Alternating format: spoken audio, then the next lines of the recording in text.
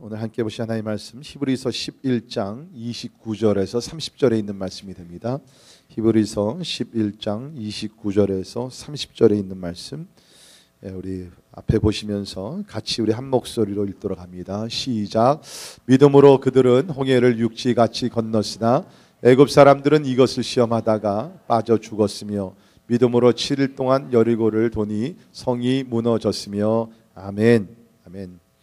이제 우리 다시 우리 믿음의 전당, 우리 히브리서 11장에 있는 말씀을 같이 우리 살펴보도록 하겠습니다. 우리가 이제까지는 히브리서 11장 1절부터 쭉 공부해 보면서 개인의 신앙에 대해서, 개인의 믿음에 대해서 우리 함께 살펴봤습니다. 그래서 아벨과 에녹과 노아와 아브라함과 모세, 또 이런 개인들의 신앙을 우리가 살펴보았습니다. 성경이 이렇게 훌륭한 개개인의 믿음을 칭찬하면서 우리에게 좋은 믿음의 조상들을 지금 소개하고 있습니다. 개인의 믿음은 상당히 소중합니다. 개인적으로 주님을 믿어서 천국 가는 것이지 부모나 배우자의 믿음으로 천국 가는 것은 절대로 아닙니다. 이런 이야기하겠습니다. 한 남자분이 계셨는데 교회를 다녔지만 상당히 건성으로 다녔어요. 그래서 할 수 없이 교회는 와 있지만 많은 교회 설교를 들으면서 졸고, 그러다가 하루는 직장에 상사와 함께 식사를 나누겠다고 합니다. 식사를 나누면서 상사가 물어봤습니다. 자네, 내가 듣기로 교회 다닌다 그러는데 자네는 무엇을 믿는가? 그랬더니 이 건성으로 다녔으니까 아는 것이 없었습니다. 그래서 고민하다가 이렇게 대답을 했다고 합니다. 저는 제 아내가 믿는 것을 믿습니다. 그렇게 했어요. 그랬더니 상사가 참 희한한 대답이니까, 그래? 그러면 자네 아내는 무엇을 믿는가? 이제 큰일 났죠. 코너에 몰린 겁니다. 그래가지고서 가만히 생각해 보니까 잘 모르겠어. 신앙관에 대해서 얘기를 나눈 적이 없으니까 고민을 하다가 이렇게 대답했습니다. 제 아내는 교회가 믿는 것을 믿습니다. 개인적인 신앙이 필요하다는 겁니다.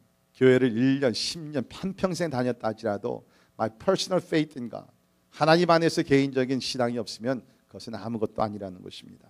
자, 우리에게 개인적인 믿음이 절대적으로 필요합니다. 그러나 동시에 성경을 보게 되면 공동체 믿음, 우리 영어로는 corporate faith라고 그러죠. 우리 집단적인 믿음이 또한 우리에게 필요합니다. 그래서 성경을 보면 이렇게 개인의 신앙을 강조하면서 동시에 이 공동체 믿음에 대해서 상당히 또 우리에게 중요한 것을 가르칩니다. 그래서 우리 여호수아 24장을 보게 되면 여호수아가 세상을 떠나기 전에 백성들을 다 모아놓고 그렇게 얘기를 하죠. 우리가 지금 가나안 땅에 들어와서 여러 이방신들이 있고, 내가 한번 보니까 당신들은 지금 이방신을 섬기려고 하는 사람들이 있는데, 그러면서 그가 유명한 말을 합니다. 오직 나와 내 집은 여호와를 섬기겠노라. 오직 나와 내 집은, 나 혼자가 아니라 오직 나와 내 집은 여호와 하나님을 섬기겠노라. 그러면서 도전했습니다. 뭡니까? 공동체 신앙이라는 것입니다. 내 개인의 신앙이 중요하지만 나와 내 집이 함께 하나님을 섬기겠다는 거예요. 이것이 신앙에서도 보게 되면, 우리 사도행전 10장에 보게 되면 고넬료가 나오게 됩니다. 이방인입니다. 그런데 환상 중에 이제 꿈을 보고 베드로를 만나게 됩니다. 그래서 베드로가 그의 집에 들어가서 말씀을 증거하실 때 성령이 임했어요. 그때에 보게 되면 고넬료의 온 집안이 함께 예수를 믿고 세례를 받게 됩니다. 동시에 같은 날에 공동체가, 그 집이라는 가족이라는 공동체가 함께 예수님을 믿게 되었다는 것입니다. 근데 우리 사도행전 16장에 가면 또 그런 얘기가 나오죠. 바울이 2차 선교를 하면서 빌립보 지역에서 복음을 전하다가 감옥에 들어가게 됩니다. 그래서 내일 사형 집행을 당할 수 있는 그러한 위기 속에 있지만 밤에 하나님을 찬양하며 경배했어요. 그럴 때니 하나님께서 역사하셔서 지진이 일어나게 되고 옥문이 열리게 되고 쇠사슬이 풀리게 됩니다. 그럴 때는 지키던 간수가 보면서 놀라지 않습니까? 이거 웬일이냐? 이제 그러면서 저들 가운데 예수 그리스도와 함께하고 예수 그리스도가 저들을 자유케 하는구나. 그러면서 뭡니까? 바울과 실라를 자기 집으로 데려갔다. 우리도 예수 믿게 해달라고. 그때 바울이 뭐라 그랬습니까? 바울이 얘기하기를 그야말로 주 예수를 믿으라. 그리하면 너와 내 가정이 구원을 얻으리라. 믿으십니까? 주 예수를 믿다. 그러면 내와 내 가정이, 내 집이 구원을 받게 된다는 거예요. 물론 이것이 가족 중에서 한 사람이 예수를 믿으면 온 식구가 예수 다 구원받는 것은 아닙니다. 그러나 하나님은 이렇게 집단적으로 가족 전체를 하나님께서 또 구원하시기를 원하신다는 것입니다. 이것을 우리가 신학적인 용어로는 positional sanctification, 위치적인 성화다.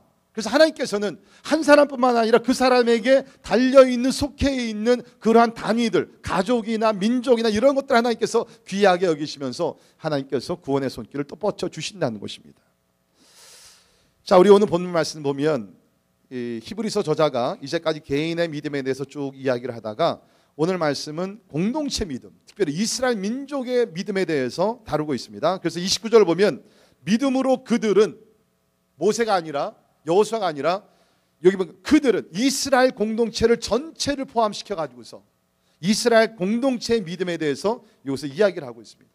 그러면서 29절 30절에 보면 우리가 이스라엘 역사에서 가장 우리에게 잘 알려졌고 참 위대한 역사였던 그 기적이었던 홍해를 가르는 것과 그 다음에 여리고성을 점령하는 그 두 가지 큰 역사적인 사건을 다루면서 우리에게 주는 메시지는 뭡니까? 우리가 때에 따라서 개인적으로 당하는 시련과 또 어떤 도전과 장애물들이 있다. 그러나 우리에게는 공동체가 또 우리가 겪어야 되는 뛰어넘어야 되는 장애물 또한 있다는 것입니다. 여러분 그렇습니다. 우리 가정도 보면 지금 여러분들 가정도 보면 아마 가정적으로 어떠한 그 위험한 일을 또 어떤 문제와 도전적인 어떤 일들을 경험하고 있는 분들이 있을 거예요. 지금 여러분의 가정 앞에 어떤 홍해가 있는 가정들이 있을 거예요.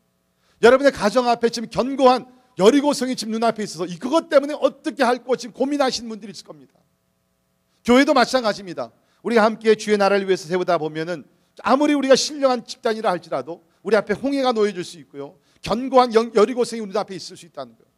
그러면 그때 우리가 어떻게 되느냐? 한 사람의 믿음이 아니라 그렇죠? 공동체의 믿음을 가지고 함께 우리가 믿음으로 연합해서 이것을 뛰어넘어야 된다는 것입니다. 저는 여러분의 가정이 그러한 가정들이 되기를 주의 이름으로 축원합니다.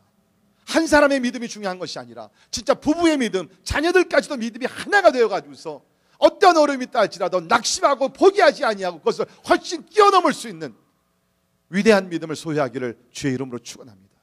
우리 교회도 마찬가지입니다. 교회가 어려운 일을 당할 때마다 이스라엘에 가졌던 그런 믿음을 가지고 나갈 때에 우리는 반드시 승리하게 될 것을 믿습니다. 감사하기는 우리 필립을 위해서 우리 몇 주 동안 온 교회가 우리 특별 새벽 예배 때도 기도했는데 하나님께서 도와주셔서 이제 문제가 잘 풀려서 이제 화요일부터 다시 학교에 복귀할 수 있는 축복을 주셨습니다. 할렐루야. 이것이 개인뿐만 아니라 공동체가 함께 우리가 기도하면서 우리가 이뤄나가는 것이라. 그렇기 때문에 여러분들은 기도 제목들이 있을 때는 그걸 숨기지 마시고요. 뭐 이렇게 숨기는지 모르겠어. 숨기지 말고 그것을 함께 시열할 때에 공동체가 기도할 때 큰 역사가 일어나게 될 줄을 믿습니다. 자, 우리 오늘 본 말씀을 통해서 이스라엘의 믿음에 대해서 우리 몇 가지 살펴보도록 하겠습니다. 첫째, 이스라엘 백성은 어떤 믿음을 가졌느냐? 환경을 뛰어넘는 믿음을 가졌습니다. 환경을 뛰어넘는 믿음. 자, 우리 오늘 두 사건을 보게 되면 두 가지가 다 진짜 어려운 환경이었습니다. 앞에 홍해가 있게 되고요, 또 앞에 여리고성이라는 것이 있게 됩니다. 특별히 홍해가 갈라지는 그때의 상황을 보게 되면 이제 여러분 아신 대로 하나님께서 은혜를 주셔서 이스라엘 백성들이 그 애굽에서 출애굽을 합니다. 6월절을 지내게 되고 그 다음에 이제 출애굽을 해가지고서 나오게 되는데 너무너무 좋았죠. 이제는 자유가 됐으니까 400년 동안 종살이를 하다가 자유가 됐으니까 얼마나 기쁩니까? 그야말로 그냥 막 찬송을 하면서 앞으로 나가는데 좀 가다 보니까 뭐가 있어요? 홍해가 눈앞에 있다는 거예요. 그러니까 사랑하는 성도 여러분이 신앙생활을 바로 이해되는 것은 내가 구원을 받았기 때문에 앞으로 나의 앞길에 전혀 문제가 없다 그렇게 생각하면 안 된다는 것입니다. 즉 이스라엘 백성들이 구원을 받았어요. 애굽에서 출애굽을 합니다. 그런데 당장 좀 가다 보니까 뭐가 있어요? 홍해가 있게 된다는 거예요. 그 앞으로도 막 여러 가지 싸움을 해야 되고 여러 가지 역경들이 많이 있다는 겁니다.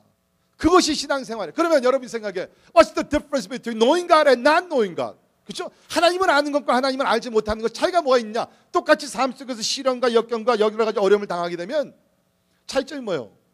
우리도 문제를 당합니다. 우리도 장애물을 눈앞에 놓칠 수가 있습니다. 차이점 뭐예요? 그전엔 내가 혼자서 이 문제를 해결해야 되는데 하나님을 만나고 나서 하나님이 우리와 함께 동행하십니다. 하나님이 함께 홍해를 건너게 하십니다. 하나님께서 함께 그 여리고성을 쳐부술 수 있도록 도와주신다는 거예요. 근데 감사하게 우리와 함께 하시는 그 하나님이 어떤 분이요? 전능하신 하나님이십니다. That God, El Shaddai God, 전능하신 하나님이라는 거예요. 하나님께서 못하실 것이 없으신 하나님께서 나와 통행을 하니까 이제는 장애물이 있고 어려움이 있고 시련과 고통이 있다 할지라도 풍랑이 일어난다 할지라도 낙심하지 아니하고 우리는 믿음으로 전진할 수가 있다는 것입니다. 여기 보면 참 상황이 어려웠어요. 그래서 앞에는 홍해요, 뒤에는 뭡니까? 지금 바로의 군대가 추격을 하고 있습니다. 바로가 이스라엘 백성들을 풀어줬어요.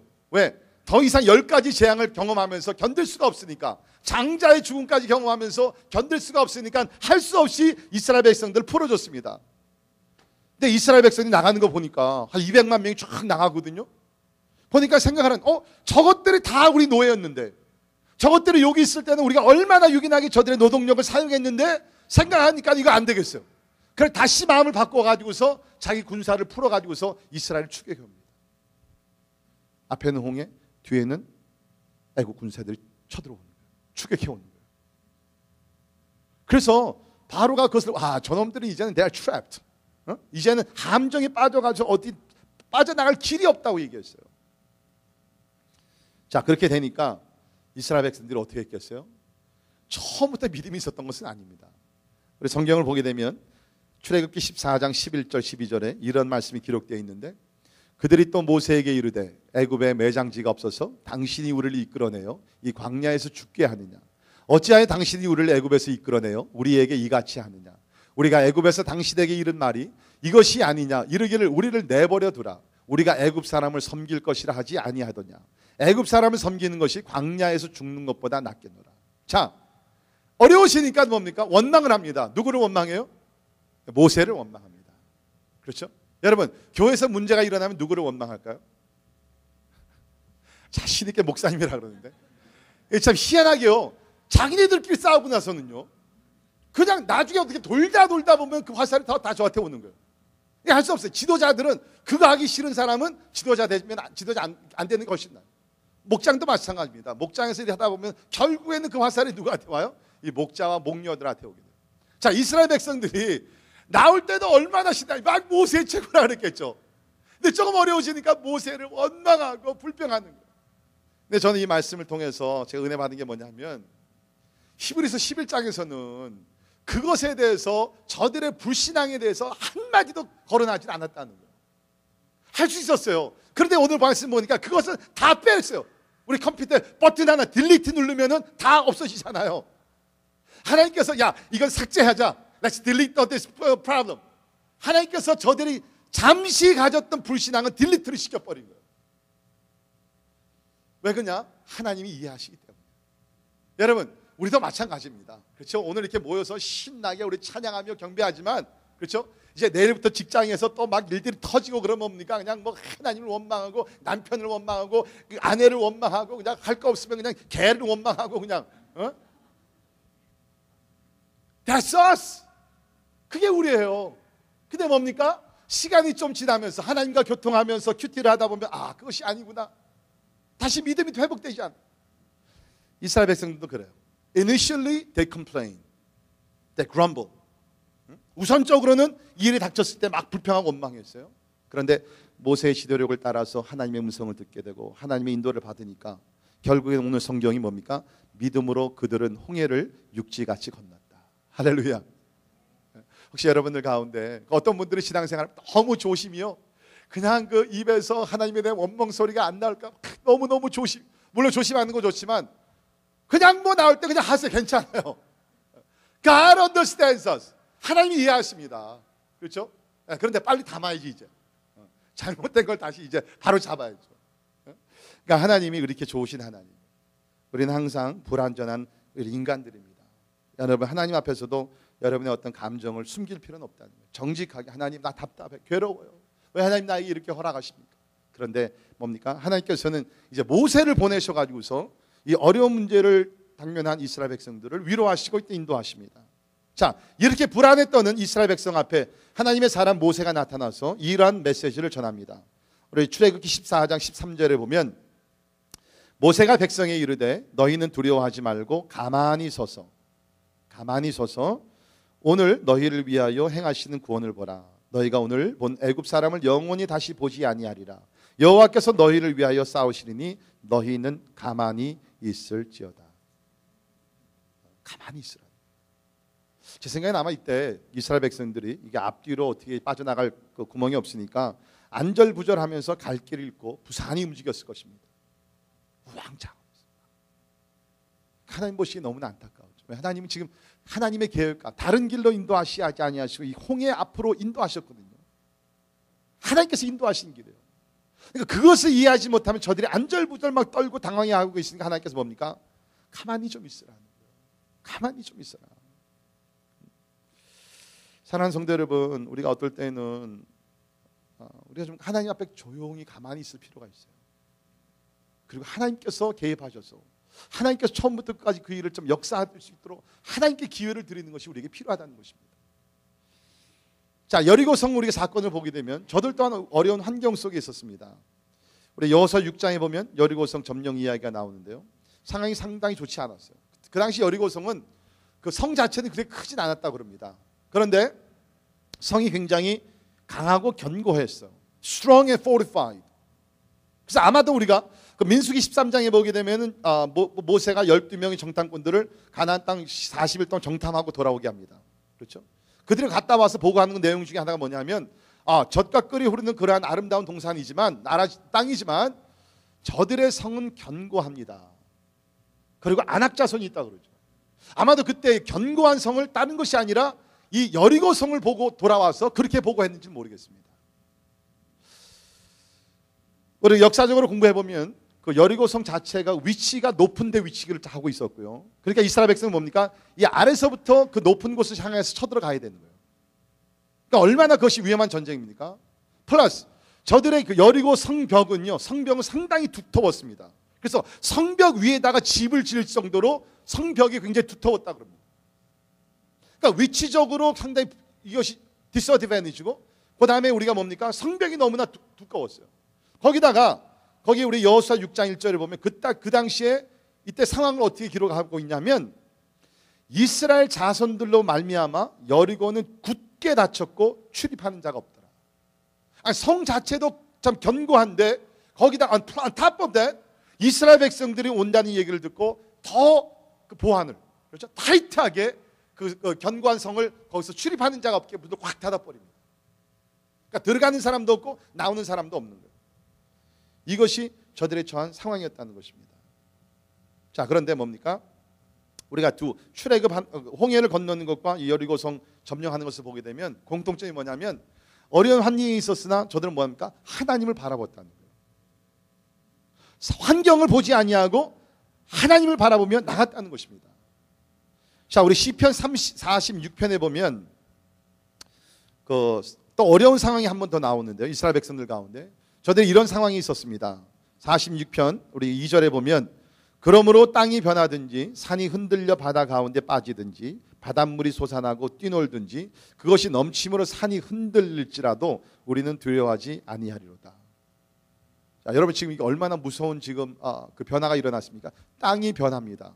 아마 이것은 그 당시에는 지진이라는 단어가 없었는지 모르겠어요. 지진이 일어나게 되고 바다 가운데 것이 빠지고 바닷물이 솟아나고 뛰논다. 아마 쓰나미 현상이었겠죠. 그렇죠? 우리 지난번에 우리 그 샌디 왔을 때도 비슷한 현상이 일어났는데 그것이 넘침으로 산이 흔들게 되는. 이것이 문자적으로 그랬는지 아니면은 그냥 상황적으로 가정이나 국가에 어떤 어려움이 있는지 모르지만 아무튼 분명한 것은 감당할 수 없는 그런 파도가 몰려오는 거예요. 지진이 일어날 정도로 삶이 지금 흔들리고 있다는 거예요. 혹시 여러분 가운데 지금 이런 그야말로 험한 골짜기를 지나가시는 분들 있습니까? 이런 풍랑을 지금 지나가시는 분들 계십니까? 하나님의 음성은 뭐예요? 이런 와중에 있는 이스라엘 백성들에게 하나님은 시편 46편 10절에 몇 절 후에 이렇게 말씀하십니다. 이르시기를 너희는 가만히 있어 내가 하나님 됨을 알지어다. 내가 문나라 중에서 높임을 받으리라. 내가 세계 중에서 높임을 받으리라 하시도다. 아니 지금 산이 움직이고 바다가 흉령하고 다 그러는데 하나님께 주시는 메시지는 뭡니까? Be still. 움직이지 말라는 거예요. Be still and know that I'm your God. 내가 어떤 하나님인지 경험할 수 있는 좋은 기회가 왔기 때문에 너희들 한번 가만히 있어봐. 아무것도 하지 말고 just be still and know that I'm your God. 여러분 이런 말씀은 오해하지 말기를 바랍니다. 이러한 말씀은 우리에게 책임 있는 삶을 살지 않아도 된다는 것은 아닙니다. 게으리 가만히 있어도 된다는 것은 절대로 아닙니다. 그러나 여기서 뭡니까? 오늘날 우리 그리스도인들은 뭡니까? 너무 자신의 힘과 능력과 의지와 경험과 이런 것들을 의지하면서 하나님을 바라보지 않는다는 거예요. 하나님을 의지하며 살아가는 그 믿음이 부족하다는 것입니다. 여러분 진짜로 어려운 일을 당했을 때 When was the last time that you really looked into the Lord? 진짜 모든 것을 다 내려놓고 모든 것을 다 중단하고 all you did all day you looked to God. 여러분 그런 적이 있으세요? 너무나 그 어려운 문제를 당하게 되면서 모든 것을 다 중단하고 금식을 하든지 진짜 하나님 앞에 나아가서 하나님만 바라본 적 있으세요? 오늘 현대인들은 그걸 못해요. 우리는 자꾸 내가 뭐를 해야 돼요. 여러분 사실은 뭡니까? 기독교를 한마디로 얘기하는 뭐예요? 우리 하던 거를 다 멈추라는 거예요. 그리고 하나님께서 행하시는 것을 믿으라는 거예요. 여러분 우리의 구원론이 바로 그것 아닙니까? 이 세상의 모든 타종교들은 뭡니까? 선행을 해야 되고 무슨 나가서 기도를 해야 되고 무슨 금식을 해야 되고 여러 가지 조건들이 많이 있어요. 몰몬교에서 2년 동안 나가가지고서 그 선교를 해야 되고, 그렇죠? 이거 캐톨릭에서도 7가지의 어떠한 그 사크멘트를 지켜야 되고, 이것이 다 구원의 조건이에요. 유일하게 기독교에서는 뭐예요? 아무것도 하지 말라는 거예요. 성경이 주시는 말씀이 뭐예요? 제발 너희들 아무것도 하지 마라. 할 수도 없는 존재들이기 때문에 just do not try to do anything but look to Jesus. 예수 그리스도를 바라. 이것이 기독교의 핵심적인 거예요. 이것이 기독교의 핵심. 그러니까 우리 겉으로 보기에는 기독교와 타종교들 비슷한 것 같아요. 근본적으로 다릅니다. 우리는 우리가 많은 것을 행해서 하는 것이 아니라 하나님께서 이루시는 것을 바라보고 신뢰하는 것이에요. 우리가 아니라 It's not about us, but it's all about God. 하나님께서 그리스도 예수를 통해서 이루신 것을 바라보는 것이 우리 기독교의 신앙이라는 것입니다. 여러분 나폴레옹 아시죠? 나폴레옹은 중요한 전쟁을 치를 때마다 그 참모들을 불러가지고서 무슨 또 하나의 전략을 준 것이 아니라 아주 탑 리더십을 불러가지고서 뭘 했냐면 한 사람씩 불러들여서요 저들의 눈을 딱 바라보고 눈을 딱 마주치고 바라보면서 그 다음에 저들의 손을 잡고 악수를 했대요. 근데 희한하게도 누구든지 와서 나폴레옹의 눈을 한번 마주친 사람들은 낙심하고 절망하고 참 힘이 없던 사람들도 나폴레옹의 눈을 한번 딱 바라보면 어디선가 힘이 솟아올랐다. 그 결국에는 그런 참모들이 그래 내가 목숨을 걸고 내가 싸우리라. 여러분 나폴레옹은 하나님 믿는 사람이 아니에요. 그런데도 불구하고 사람들이 나폴레옹을 한번 바라봤을 때 힘과 용기를 얻었다 그러면 전능하신 하나님을 바라보는 자 하나님께서 우리 삶 속에 힘과 능력과 용기를 반드시 부어줄 줄을 믿습니다. 하나님을 바라봐야 되는 거예요. 우리는 하나님께 고정시켜야 된다는 거예요. 제가 대학교 때 예수님을 만나고 나서 많이 불렀던 찬송, 그리고 오늘도 요새도 많이 부르는 찬송이 있어요. 그것이 뭐냐면 Turn your eyes to Jesus. 눈을 들어 주님을 보라. 그 찬송이에요. 눈을 주님께 돌려 그 놀라운 얼굴 보라. 주님은 내 영광의 빛 앞에 세상 근심은 사라지네. 지난주에도 몇 번 찬송을 불렀어요. Turn your eyes to Jesus. 우리가 눈을 들어 하나님을 바라보게 되면 이 찬송 그대로 세상 근심은 사라지게 될 줄을 믿습니다. 왜 이렇게 우리가 한숨 쉬며 살합니까? 하나님을 바라보지 않기 때문에. 여러분 오늘 오후 시간이라도 시간을 좀 내셨어요. 그냥 하나님을 바라보는 시간을 좀 가져보세요. 여러분 삶에 어디서도 찾을 수 없는 힘과 생동력과 이런 것들이 임하게 될 줄을 믿습니다. 두 번째, 이스라엘 백성들은 환경을 초월하는 극복하는 믿음을 가질 뿐만 아니라 하나님의 말씀에 절대적으로 순종하는 믿음을 가졌습니다. 하나님의 말씀에 절대적으로 순종하는 믿음. 자, 우리가 오늘 함께 살펴보고 있는 두 가지 이 큰 사건은요, 저들의 승리가 다른 것에 있지 아니하고 하나님의 말씀에 절대적으로 순종하는 것에 있다는 것이었다는 것입니다. 근데 두 가지 사건을 보게 되면 다 뭡니까? 이것이 불합리적인 그런 명령이었어요. 아니 지금 홍해가 있는데 그것을 지나가라는 거예요. 즉 견고한 성이 있는데 그 성을 돌면서 그 성이 무너지기를 기다리라는 거예요. 자, 여러분 이 홍해의 기적을 봅시다. 29절을 보면 믿음으로 그들은 홍해를 육지같이 건넜다. 네, 여러분 우리 십계명 우리 영화 보게 되면 뭡니까? 이제 모세가 나타나 가지고서 손을 이렇게 쫙 뻗칩니다.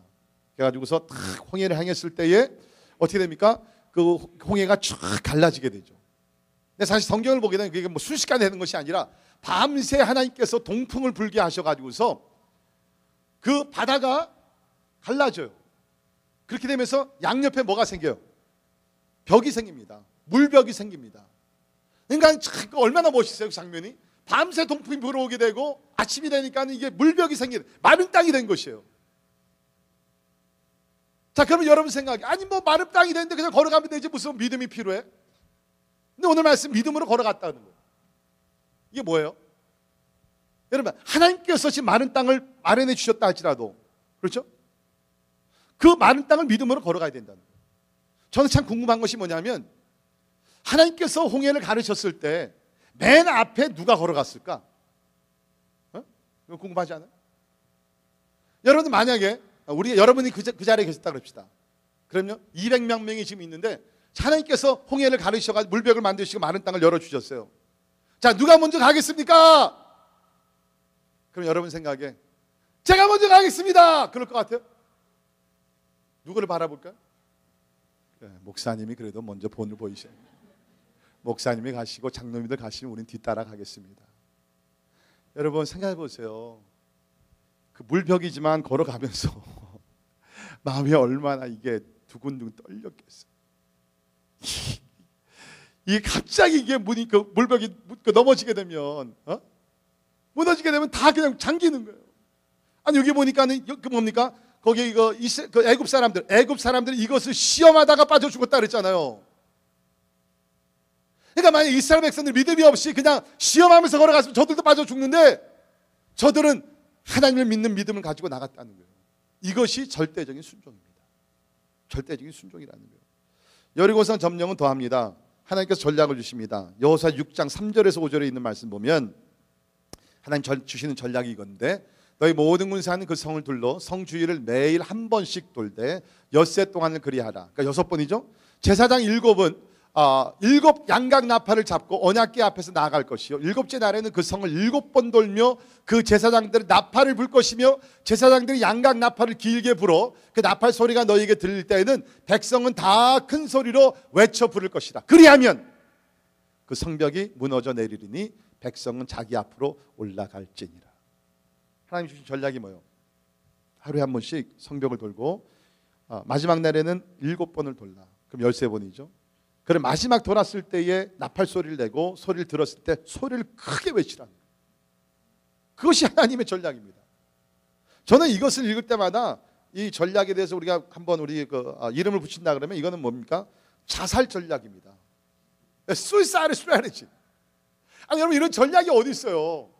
여러분, 지금 우리 남한과 북한이 지금 굉장히 인텐시파이 되어 있는 그런 위기적인 어떤 그 어려운 날을 보내고 있지 않습니까? 여러분 생각해 보세요. 남한에 있는 우리 군사들이, 그렇죠? 이런 전략을 가지고 38선 있는 주변을 이렇게 돈다 그러면 여러분 어떻게 되겠어요? 근데 바로 지금 그런 일이 지금 일어나고 있는 거예요, 여러분.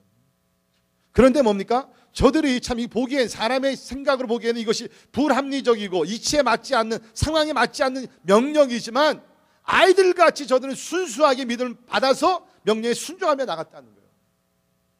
여러분, 오늘 하나님이 찾으신 사람이 누굴 것 같아요? 공부를 많이 한 사람, 지식이 많고 지혜가 있고 실력이 하고 설교를 아주 그냥 아주 능력 있게 잘하고, 그런 사람들 깔렸어요. 여러분 우리 알잖아요. 요새 박사들이 얼마나 많아요. 지식 있는 사람들이 얼마나 많습니까? 정보를 가진 사람들이 얼마나 많이 있어요. 그러나 하나님이 진짜 찾은 사람들은 누구예요? 하나님께서 명령하실 때 Yes sir! 내가 순종하겠습니다. 이건 내 경험에 비춰보고 내 이치적으로 논리적으로 이것이 다 맞지 않지만 It doesn't make any sense. 그러나 모든 것 위에 초월해서 역사하신 하나님 명령하시기 때문에 내가 순종하겠습니다. 우리 그 early church, 우리 초대 교회 그 교부 중에 한 분이었던 털틀리언이 이런 얘기했어요. 나는 부합리한 거로 믿는다. 이해가 됐어요? 나는 이것이 불합리한 거로 나는 믿는다는 거예요. 합리적이 아닌 거기 때문에 내가 믿겠다는 거예요. 여러분, 합리적인 것을 믿을 필요 없어요. You just need to receive and acknowledge the fact. 근데 불합리적인 것인데 그것을 우리가 믿음으로 받아들이는 거예요. 근데 중요한 것은 뭡니까? 하나님이 그것을 말씀하셨기 때문에 받아들이는 거죠. 하나님이 말씀하지 않는 것을 우리가 받아들이면 안 됩니다. 그러나 하나님께서 말씀하셨다면 그것이 아무리 그것이 불합리적인 그러한 말이라 할지라도 우리는 믿음으로 순종하며 나가야 됩니다. 미국 유명한 헨리 드러먼드라는 목사님이 이런 말씀하셨어요. 하나님의 뜻을 찾는 한 위대한 도구가 있다. 그리고 하나님의 뜻을 이루는 한 도구가 있다. 이것으로 우리는 사람들이 이룰 수 없는 것을 이룰 수가 있다. 이것이 없이는 인간의 노력은 헛수고가 될 것이다. 그런데 이것은 어린아이도 할 수 있고 어린아이도 가질 수 있으며 또 어린아이도 사용할 수 있다. 그 도구의 이름은 순종이다. 바로 그거예요. 여러분이 진짜 이스라엘 백성들과 같이 하나님의 어떻게 보면 이치에 맞지 않는, 상황적으로 맞지 아니하는 그 엉뚱한 명령이지만 because you say so, 하나님이 명령하셨기 때문에 내가 순종하겠습니다 라고 나가게 되면 여러분을 통해서 하나님께서 크고 위대한 일을 이루실 줄을 믿습니다. 사람의 방법을 해결하려고 하지 마십시오. 하나님의 방법을 추구하십시오. 하나님의 방법을 찾으십시오. 하나님의 명령은 그야말로 아무것도 일어날 수 없는 그러한 상황에서 하나님께서 기존 행하신다는 거예요. 그것이 하나님께서 우리 가운데 행하시는 위대한 역사라는 것입니다. 자, 세 번째, 이스라엘 백성들은 어떠한 믿음을 가졌는가? 인내하는 믿음을 가졌습니다. 오늘 설교 제목인데요, 이스라엘의 인내하는 믿음. 오늘날 우리 성도들을 보게 되면 우리도 사실은 믿음이 있어요. 그렇죠? 우리도 하나님 믿고 예수께서 우리를 십자가 죽으시고 부활하신 것을 믿고 우리가 기도하면 하나님께서 응답하신다는 믿음이 있어요. 그런데 왜 우리 삶 속에서는 홍해가 갈라지는, 이렇게 여리고성이 무너지는 그런 역사들이 왜 이렇게 안 일어나느냐? 그것은 뭐냐면 인내가 부족하기 때문에. 기도를 한두 번 해보고서 안 되면 끝이고, 전도를 한두 번 해보다가 안 되면 그냥 포기하고, 어떤 사역을 하다가 뭐가 안 되는 것 같으면 그냥 손을 드는 것이에요. 그러니까 우리도 믿음이 있고 저들도 믿음이 있어요. 왜 저들은 참 그 역사를 이뤘는가 하는 다른 것이 아니라 인내의 차이점이라는 거예요. 인내. 우리 그 미국의 유명한 벤저민 프랭클린 그 대통령이 이런 얘기했습니다. 뭐라고 했냐면, 인내를 가진 사람은 그가 원하는 것을 가질 수 있다. 인내를 가진 사람은 그가 원하는 것을 가질 수 있다. 여러분 혹시 우리 살다 보면 주변에 있는 사람, 저 사람 어떻게 저렇게 잘 살지, 어떻게 저것도 가졌고 저것도 가지고 그러죠. 물론 뭐 부모들이 이렇게 남겨 유산으로 준 사람들도 있어요. 그러나 대부분의 사람들 보니까 힘들고 어려운 역경과 그 모든 장애물들을 뛰어넘고 인내해서, 그렇죠, 10년이고 20년이고 인내했기 때문에 그곳에 닿은 거예요. 여러분 주변에 행복한 가정들 보세요. 그냥 뭐 쉽게 다 됐겠습니까? 아닙니다. 저들의 삶에는, 저들의 관계, 부부관계, 가정에 왜 풍랑이 없었겠어요? 다 있었어요. 그러나 인내했기 때문에 행복한 가정을 만든 거예요. 교회도 마찬가지입니다. 교회라고 왜 시끄러운 소리들이 없겠어요? 왜 교회 분란이 없겠어요? 다 있어요. 그런데 결국엔 뭐예요? 인내하는 교회가 승리하는 거예요. 인내하는 교회가 열매를 맺어 하나님께 영광을 돌리게 된다는 것입니다. 우리가 인내를 해야 되는 거예요.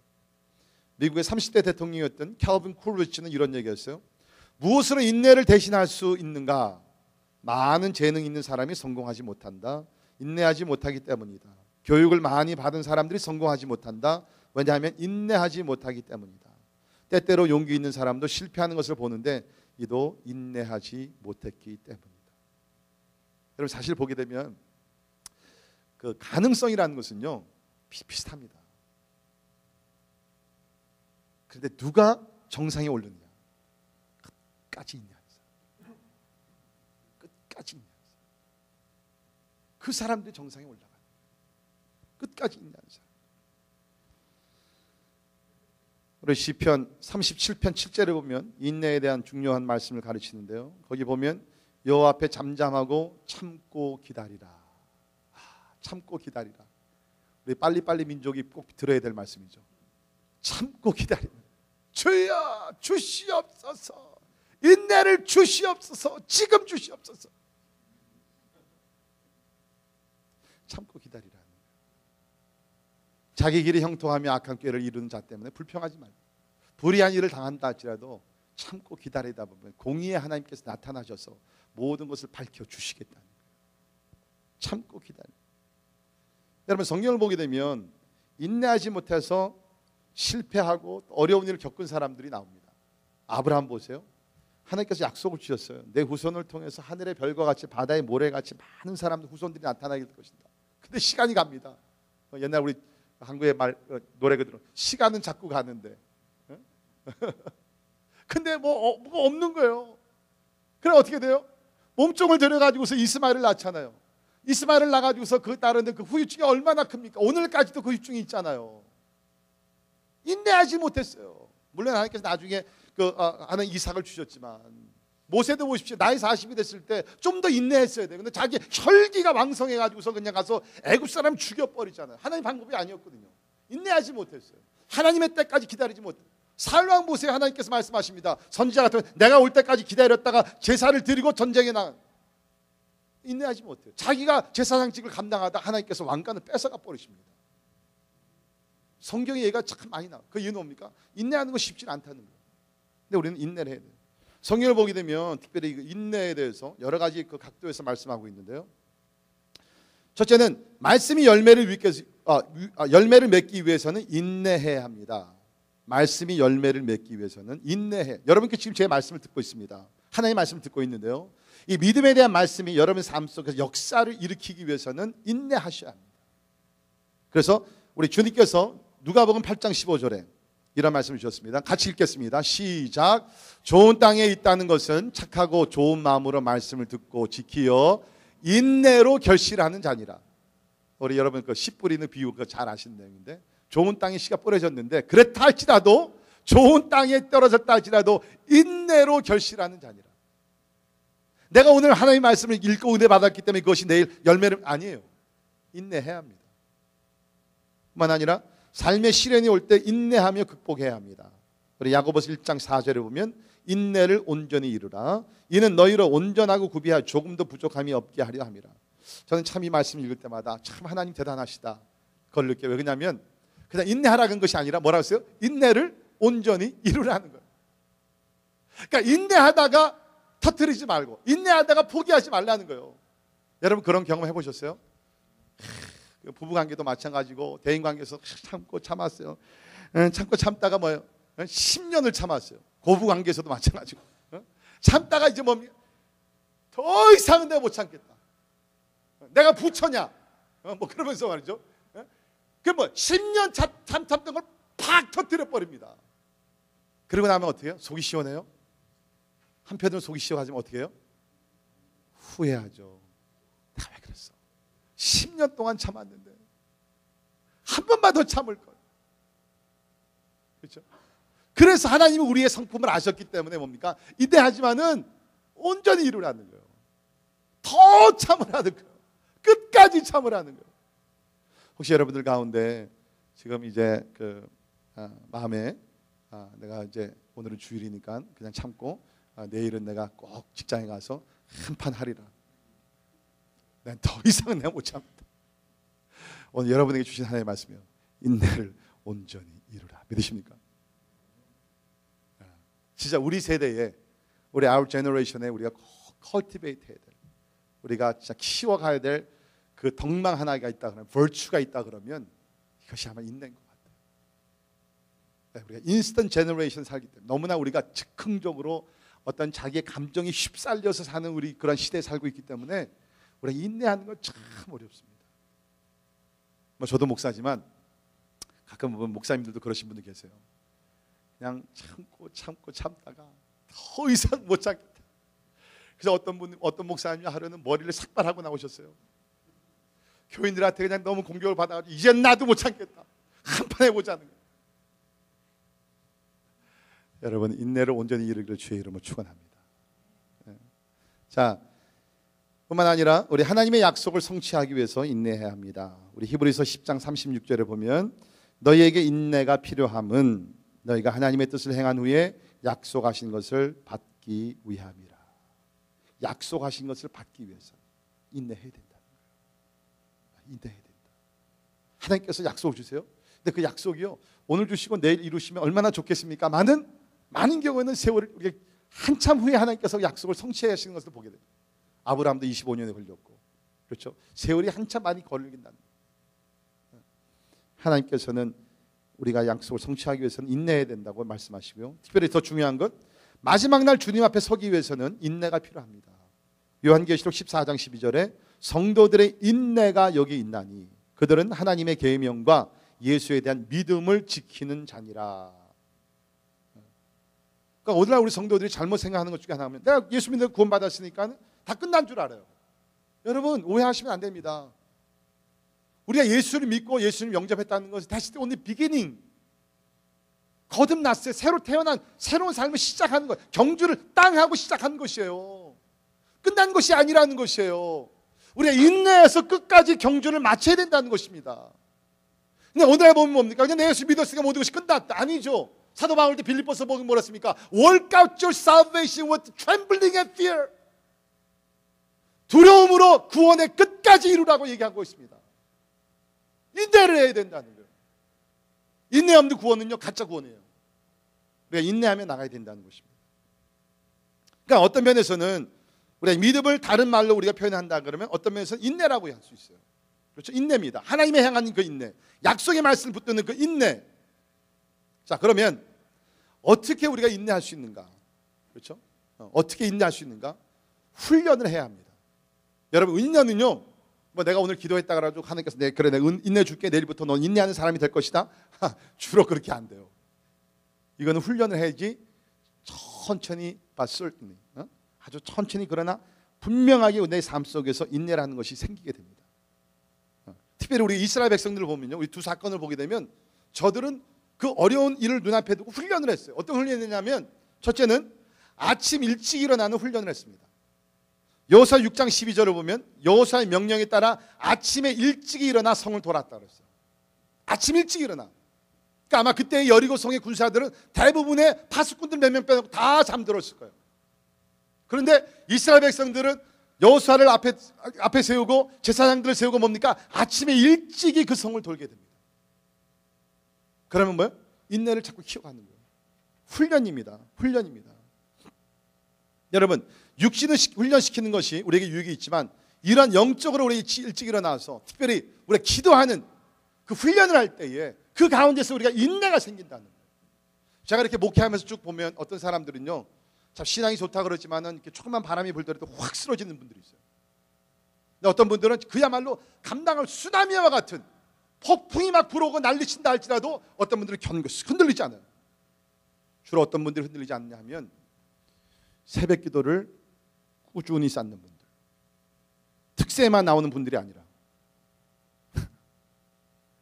특세 나오는 것도 너무 좋은데 근데 특세 얘기 나오니까 그러죠. 저는요 참 이번에도 놀란 게 특세를 일주일 하면 일주일 동안 훈련했으면은 그 다음 주 월요일 날 좀 보여야죠. 아니면 올해는 못 가더라도 며칠은 좀 그렇지 않습니까? 근데 지금 우리가 뭐 20 몇 번 했는데 이야 그 안에 하여튼 그 정규 멤버들은 그냥 다 나오고요. 비정규 멤버들은 또 안 나와. 여러분, 신앙은 훈련입니다. 제가 과거에 어떤 교회에 있었는데 그 담임 목사님이 저한테 그렇게 얘기했어요. 나를 딱 부르시더니 제가 그랬어요. 그 교회를 떠나기 전에 목사님 어떻게 하면 목사님과 같이 그 목회를 잘할 수 있습니까? 그때 그 목사님 뭐라 그러는 줄 알아요? 양 목사님, 교인들을 공산당들보다 더 빡세게 훈련시킵시오. 그렇게 얘기해 주세요. 근데 그분이 그런 말씀하실 분이 아니거든요. 너무 인자하고 점잖으신 분인데 저한테 그렇게 해서 공산당들보다 더 훈련시켜야 합니다. 포인트는 뭐예요? 신앙생활을 우습게 여기면 안 된다는 거예요. 아침 일절하는 훈련을 쌓았기 때문에 이스라엘 백성은 결국 승리한 거예요. 두 번째, 침묵하는 훈련을 했습니다. 하나님은 이스라엘 백성들에게 아주 재미있는 명령을 내리셨는데 우리 여호수아 6장 10절에 보면 여호수아가 백성에 명령하여 이르되 너희는 외치지 말며 너희 음성을 들리게 하지 말며 자 보세요. 너희 입에서 아무 말도 내지 말라. 조용히. 그렇죠? 입을 열지 말고 조용히 행진하라는. 이것은 무슨 그 여리고성 군대들이 들을까봐 그게 아니라 왜 하나님께서 입에서 아무 말도 내지 말라 그랬냐면 이스라엘 백성들이 입을 열면 무슨 얘기예요? 무슨 얘기했어요? 불평, 원망, 모세 왜 그래가지고서 우리를 애고에 가만두지? 그렇죠? 그냥 나오면은 그 얘기니까 뭡니까? 조용히 하라. 이 훈련이에요. 사랑하는 성도 여러분, 우리는 오늘날 너무나 잡음이 많은 시대에 살고 있어요. 그렇죠? 진짜 여러분 그냥 인터넷에다 셀폰에다가 무슨 음악에다가 뭐 그냥 constantly we're bombarded with voices, sound. 그렇죠? 그러면서 나도 모르는 가운데 그냥 말을 수없이 많이 합니다.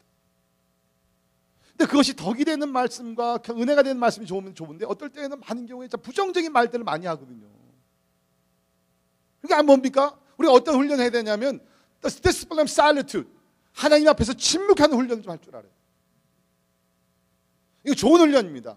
저는 여러분에게 강하게 권장하고 싶은 것이 뭐냐면 일주일에 그러니까 일주일을 못하더라도 한 달에 한 번 정도는요. 한 달에 한 번, 제일 좋게는 그 각 달의 첫째 날, the first day of the month. 블락을 하세요. 그냥 오후이든지 언제 시간인지 한두 시간은 블락 딱 해가지고요. 그때는 조용한 곳에 가십시오. 그래서 하나님의 음성 듣는 훈련을 하세요. 사람의 소리를 듣는 것이 아니라 하나님의 음성 듣는 훈련을 해야 된다는 것입니다. 그 다음에 요 중요한 훈련이 납니다. 그것이 뭐냐면 같은 일을 반복하는 훈련입니다. 한 바퀴 돌았어요. 그 다음 날입니다. 또 한 바퀴 돕니다. 이것을 6일 동안 했어요. 마지막 날에는 이것을 7번 돕니다.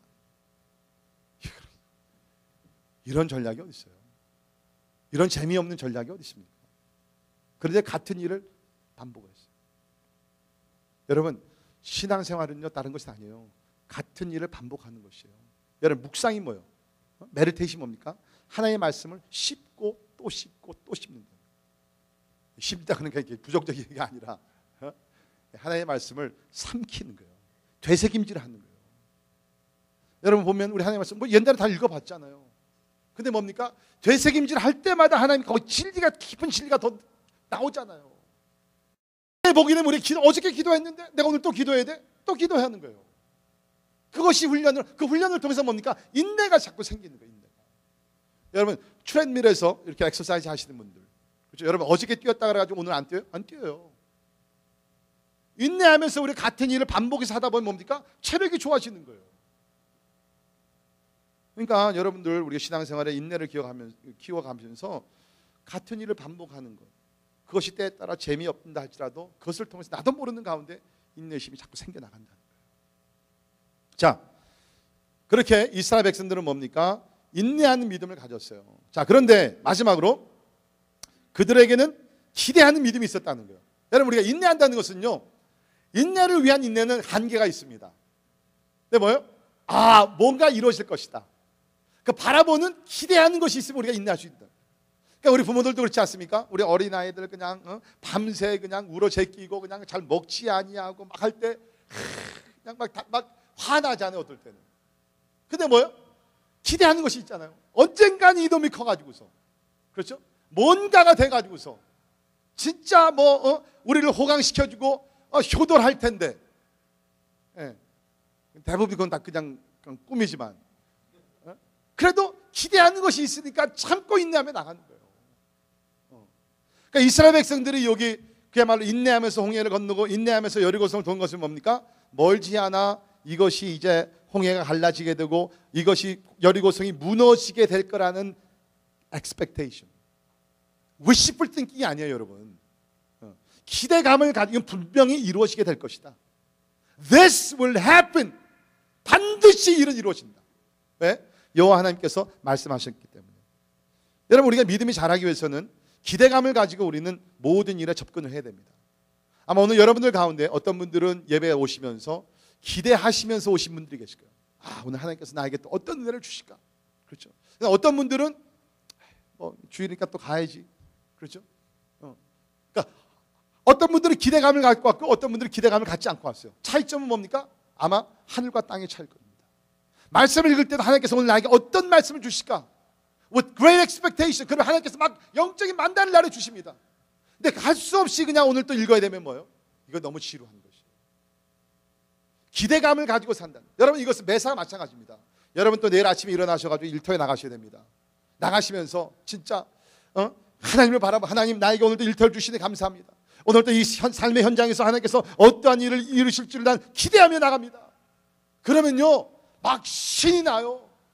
그런데 뭐요? 도살장에 끌려가는 뭐 같이 말이죠. 그냥 월요일 텐데 언젠간 나 일을 좀 그만두고 은퇴할까? 그러면요 은퇴를 빨리 하게 됩니다. 기대감, 너무너무 중요한 거예요, 진짜. 저는요 주일날 저녁에 막 기대를 합니다. 내가 혼자 막 비주얼라이즈해요. 하나님께서 오늘 또 예배 가운데 어떻게 역사하시면 나가실까 흥분되는 거예요. 여러분, 제가 오늘 이렇게 지금 오늘 설교하지만은 지난주 저는 육체적으로 너무너무 수술 후에 제일 힘든 한 주였어요, 진짜. 그런데도 뭡니까? 기대한 하나님의 은혜를 기대하는 것이 있기 때문에 나도 모르는 가운데 막 하나님께서 힘을 주시는 거예요. 여러분, 기대를 저버리지 마세요. 하나님은 우리에게 약속하시고 약속을 이루시는 하나님이시라는 거예요. 자, 여러분, 제가 설명을 드릴게요. 자, 우리 예수님이 이 땅에 오셨을 때 얼마나 예수님께서 능력을 많이 행하셨어요. 가는 곳곳마다 하나님께서 역사를 하셨습니다. 자, 예수님께서 가는 곳곳마다 막 기적을 많이 행하셨는데 한 곳에서만 예수님께서 기적을 많이 행하지 못하셨어요. 그곳이 어디예요? 그곳이 어디죠? 네? 자기 고향, 예수님의 고향 나사렛에서 기적을 못하셨어요. 예수님의 능력이 갑자기 떨어졌어요? 아니에요. 사람들이 기대를 안 했어요. Jesus, I know this guy. 어렸을 때 목수의 아들로서 요셉의 아들로서 자란 건 내가 다 봤는데 어떻게 저 사람이 무슨 메시아가 될 수 있어? 기대를 안 했어요. 그러니까 예수님도 뭡니까? 고향에서 선지자를 대접 못 받듯이 나를 기대를 안 하고 하니까 예수님도 기적을 하지 못하셨어요. 여러분, 이거 마찬가지예요. 영적인 원리입니다. 여러분께서 어느 집회를 가든지 그 강사를 향해서 기대하는 마음이 있으면 여러분 은혜 받으세요. 근데 저 따위로 설교를 해. 그럼요, 은혜가 다 왔다도 사라집니다. 진짜로 여러분, 이 기대를 가지고 우리 주님 앞에 나가는 것이 너무너무 중요하다. 저도 제가 시카고에서 목회할 때는요 그런 일들이 자주 있었습니다. 제가 13살에 이제 그 시카고로 이민 갔잖아요. 그래가지고서 이제 거기서 이제 중학교, 고등학교, 대학교 이제 다 다녔어요. 그래가지고 이제 교회 담임을 하게 됐는데 어떤 경우에는 이제 저랑 같이 이제 고등학교 다녔던 친구들이 이제 와요. 어떤 경우에 이제 모르고 왔다가 보니까 옛날에 같이 학교를 다녔던 친구예요. 그래서 딱 와가지고 너무너무 반가워가지고 이야 춘호야 오래간만이다. 그럼 이제 교인들은 이 뭐야 이거 이게 나오죠. 이제 그런 분들이 대부분 예배 시간 안 씁니다. 그러면 제가 딱 표정을 읽죠. 그들이 앉아가지고 생각해 봅니까? 야, 저놈이 고등학교 때 그렇게 그냥 운동만 하고 그랬는데 어떻게 제 목사가 됐을까? 은혜를 사모하는 마음이 없고요. 그냥 참 희한하다. 어떤 분들은 이제 권사님들, 장로님들 오십니다. 그러면 너무너무 반가워가지고서 하시는 말, 야 네가 언제 이렇게 커가지고 목사가 다 됐어? 그런 분들이 앉아서 예배 드리시면서 하나님의 은혜를 사모하는 것이 아니라 이야 세월이 많이 지났구나. 그런 분들은 은혜 못 받아. 여러분, 우리가 하나님 앞에 나올 때 진짜 하나님이 좋으신 하나님, 선하신 하나님, 그 기대를 가지고 나가는 거 너무 중요해요. 여러분, 이스라엘 백성들이 여리고성을 돌면서 하나님께서 뭐라고 하셨어요? 마지막 다 돌았을 때 나팔을 불면서 나팔 소리가 들리면은 와 소리를 지르라 했어요. 근데 여러분 잘 들으십니다. 자, 언제 원래는 소리를 질러야 돼요? 성벽이 무너진 다음에 소리를 원래 질러야 되잖아요. 근데 성벽이 지금 그대로 있는데 하나님께서 나팔 소리를 듣게 되면은 와 소리를 지르라는 거예요. 그러면은 성벽이 무너지게 됐다는 거예요. 저는 이번에 설교 준비하면서 야, what if 이스라엘 백성 와 했는데 아무 그 성벽이 움직이지 않았으면 이거 얼마나 이거 웃음거리가 됩니까? 근데 저들은 했다는 거예요. 왜? 기대했기 때문에. They expected the wall of Jericho to fall, and when they shouted, it fell. 기대감을 가지고 선포했더니 그것이 무너진 것이에요. 그것이 믿음이라는 거예요. 믿음은 다 이루어진 다음에 우리가 보는 것이 아니라 이루어지기 전에 마음의 믿음을 가지고 그것이 때에 따라 웃음거리가 될 수 있는 그런 행동일지 모르지만 And yet you still shout! 부르시는 거예요. 선포하는 거예요. 그것이 기대감을 가지고 사는 사람들의 믿음이라는 겁니다. 우리 열왕기상 18장에 보면 엘리야가 산에 올라가서 850명 갈멜산에 올라가서 850명 이방 성지와 싸워서 이기죠. 그 후에 다시 내려왔다가 산에 또 올라갑니다. 그래서 3년 반 동안이나 내리지 않던 비가 내리지기 위해서 기도를 합니다. 자, 그런데 중요한 것이 뭐냐면 그가 산에 올라가서 하나님께 기도해서 비를 내려달라고 부르시기 전에 누구를 만나냐면 아합 왕을 만납니다. 왜? 3년 반 동안 비를 안 내니까 왕이 지금 막 굉장히 막 고통스러워하고 있었어요. 그러니까 만나서 뭐라 그러냐면 올라가서 먹고 마시소서 큰 비소리가 있나이다. 근데 사실은 빗소리가 없었어요. 그리고 나중에 알게 되면 엘리야가 자기 사환이랑 같이 올라가서 기도하지만은 기도할 때 가서 비가 오는지 봐라 이렇게 보내는 먹구름 하나 없습니다. 기억나시잖아요? 빗소리가 없었어요. 근데 somehow 엘리야 귀에는 들린 거예요. 다른 사람에게는 빗소리가 안 들렸는데 엘리야 귀에는 그걸 들린 거예요. 기대감을 가지고 아방에 가지고 여러분 이거 만약에 이루어지면 목이 날아갑니다. 근데 가서 얘기하는 거예요. 이게 믿음이라는 거예요. 제가 바라기는 여러분들 가운데 영적인 눈과 귀가 열려서 다른 사람들이 보지 못하는 걸 보고 다른 사람들이 듣지 못하는 것을 하나님의 음성을 듣는 거룩한 축복이 오늘 시간에 임하기를 주의 이름으로 축원합니다. 그것이 기대하는 믿음이에요. 사실은 그것이 우리 믿음의 원리 아닙니까? 우리 히브리서 11장 1절에 믿음은 바라는 것들의 실상이요 보이지 않는 것들의 증거니.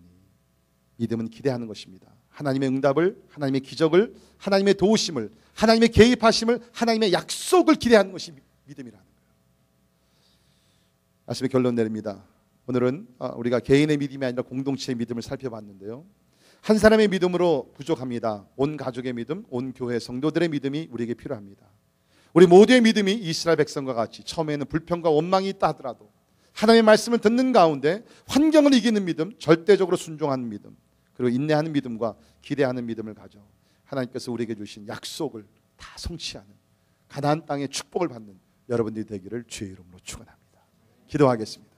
하나님 참으로 감사합니다. 우리의 연약함을 다하시고 때에 따라 우리가 참 불신앙의 모습을 보일 때도 있지만 하나님은 그것을 다 지우시고 우리가 궁극적으로 믿음을 가지고 이스라엘 백성들과 같이 나갈 때 하나님은 참 우리 앞에 놓여있는 홍해를 갈라주시고 또 하나님 아버지 여리고성과 같이 견고한 성이 있다 할지라도 우리가 그것을 하나님의 이름으로 예수님의 이름으로 우리가 허물어뜨리며 승리하게 될 줄을 믿습니다. 우리 오늘 성도들 가운데 지금 현재 삶 속에서 홍해를 만난 분들이 있습니까? 하나님 여리고성이 앞에 있는 분들이 있습니까? 문이 너무나 꽉 닫혀서 하나님이 어떻게 뚫고 나가야 될 그런 방법이 없는데 하나님 오늘 주님 앞에 나와 예배드리는 분도 있습니까?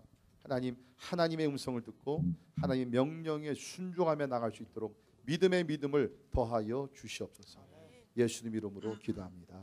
아멘.